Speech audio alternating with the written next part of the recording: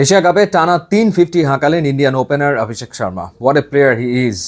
বাংলাদেশের বিপক্ষে 75 রানের ইনিংস খেলেছেন, পাকিস্তানের বিপক্ষে 74 রানের ইনিংস খেলেছেন, শ্রীলঙ্কার বিপক্ষে খেললেন 61 রানের ইনিংস এবং এশিয়া কাপে 6 ইনিংসে তিনি রান করেছেন 309 সম্ভবত, এবং তার স্ট্রাইক রেট 204। 300-র উপরে রান করেছেন, 200-র উপরে স্ট্রাইক রেটে। একটা সময় ছিল যখন টি-20-তে 150 স্ট্রাইক রেটে কেউ ব্যাট করলে মনে হতো যে এটা তো বিরাট ব্যাপার, বিশাল ব্যাপার। সেখানে এখন অভিষেক শর্মা ব্যাট করছেন 200 স্ট্রাইক রেট, এবং এ কারণেই তিনি ঠিক এই মুহূর্তে টি-20-র নাম্বার 1 ব্যাটার। কিন্তু ইন্টারেস্টিং ব্যাপার হচ্ছে যে একটা সময় তিনি ছিলেন মিডল অর্ডারের ব্যাটসম্যান। 2018 আন্ডার-19 ওয়ার্ল্ড কাপের কথা আপনাদের খেয়াল আছে কিনা কে জানে। সেই 2018 আন্ডার-19 ওয়ার্ল্ড কাপে কুইন্সটাউনে কোয়ার্টার ফাইনালে মুখোমুখি হয়েছিল বাংলাদেশ এবং ইন্ডিয়া, এবং সেই ম্যাচে অভিষেক শর্মা বাংলাদেশের বিপক্ষে 50 করেছিলেন। 50 রান করে তিনি আউট হয়েছিলেন হাসান মাহমুদের বলে। 2018 আন্ডার-19 ওয়ার্ল্ড কাপে চ্যাম্পিয়ন হয়েছিল ইন্ডিয়া। ওই টিমে শুভমান গিল ছিলেন, পৃথ্বী শ ছিলেন।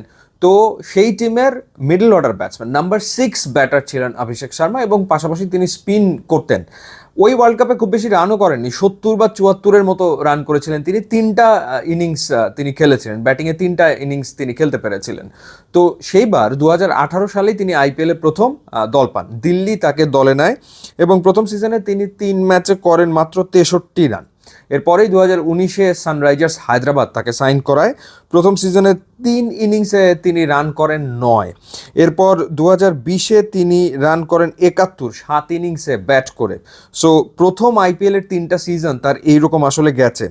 এরপর 2021-এ গিয়ে তিনি রান করেন 98, এবং 2021-এ গিয়ে মূলত হচ্ছে সানরাইজার্স হায়দ্রাবাদ চিন্তা করে যে আচ্ছা লেটস ডু সামথিং ডিফারেন্ট, আমরা ওপেনিংয়ে কিছু একটা করি।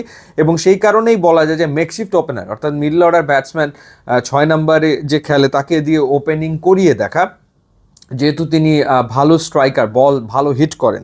সো 2021-এ 8 ম্যাচের 7 ইনিংসে তিনি করেন 98 রান। এর পরের ইয়ারটাই আসলে ক্লিক করে যায় 2022, 14 ইনিংসে 426 রান করে তার আগমনী বার্তাটা আসলে বিশ্ব ক্রিকেটকে দেন অভিষেক শর্মা।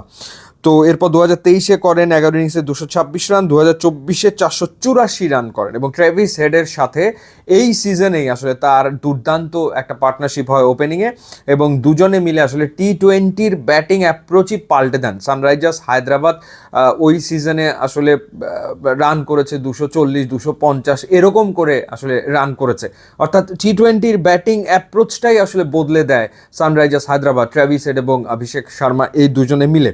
তারপরে তিনি আসেন ইন্ডিয়া দলে তাকে ডাকা হয়। সবশেষ যে সিজন খেলেছেন অর্থাৎ 2025, সেখানেও তিনি 14 ম্যাচে 13 ইনিংসে 439 রান করেছেন। এখন পর্যন্ত ইন্ডিয়ার হয়ে যে 22-23টা ম্যাচ খেলেছেন, 23টা ইনিংস খেলেছেন, সেখানে তিনি 800-র উপরে রান করে ফেলেছেন। তার 2টা সেঞ্চুরি আছে এবং 5টা হাফ সেঞ্চুরি আছে এই 23 ইনিংসের ভেতরে। তো সেইখান থেকেই বোঝা যাচ্ছে যে ওয়ার্ল্ড ক্রিকেটকে ডমিনেট করার জন্যই তিনি আসলে এসছেন, এবং টি-20-র মানে ব্যাটিংয়ের যে ল্যাঙ্গুয়েজ সেটা তিনি পুরোপুরি চেঞ্জ করে দিয়েছেন।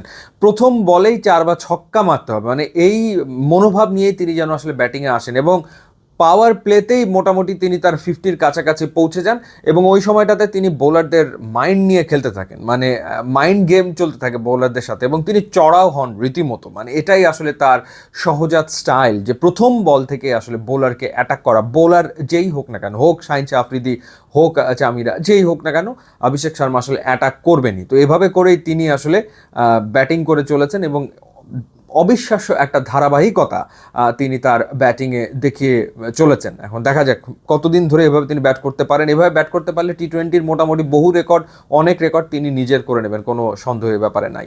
ইউটিউব ইনস্টাগ্রাম লিঙ্ক আছে, যোগ দিলে খুবই খুশি হবো। And thanks for watching.